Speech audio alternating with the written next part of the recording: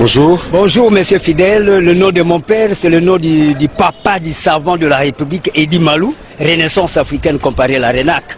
Vous vous appelez comment? Edi Malou, le premier savant de toute la République démocratique du Congo. Edi Malou.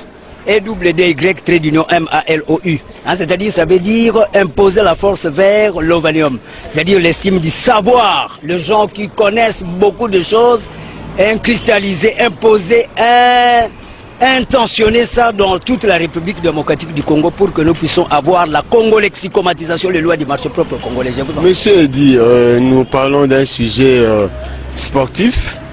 Est-ce que connaissez-vous les relais? Mais oui, c'est clair. Lorsqu'on parle de tout ce point de vue, c'est l'activisme vers ce qu'on appelle la dynamique des sports. C'est-à-dire mettre un accent sur les revenus aussi à avoir. C'est un problème de TGO, théorie générale des organisations. Comment nous pouvons parvenir aussi à relever aussi les défis? Parce que par exemple, le Brésil, à part les végétariens, là, le végétalisme, nous avons cette même climatologie. Le Brésil aussi, c'est des... Oui, mais nous parlons du relais. Du relais, comme... Relais. C'est-à-dire, quand on parle de ces relais, on voit ce qu'on appelle le système de la technicité informatisée. C'est-à-dire, nous devons avoir, c'est systématique. Les relais, c'est pas dans les sports, c'est pas une discipline sportive? Oui, ça fait allusion, parce que quand on parle des sports, on voit la nucléarité. C'est l'homme qui va vers la dynamique.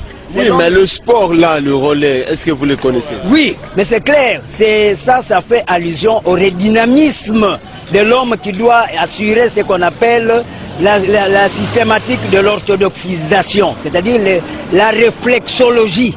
Le réflexe, tout ça. Vous connaissez comment ça se pratique? Oui, mais maintenant, à ce moment-là, il y a la relaxation comme telle. Quand on parle de relaxation, c'est les 5 sens qui doivent tourner. Nous avons à faire même ce qu'on appelle l'hyposmie qui doit être éventualiste sous cet angle-là. C'est clair. Quand on parle de l'air, c'est faire allusion à informatiser le sens dynamiciel vers l'humanisme. Je vous en prie. Merci beaucoup. Oui.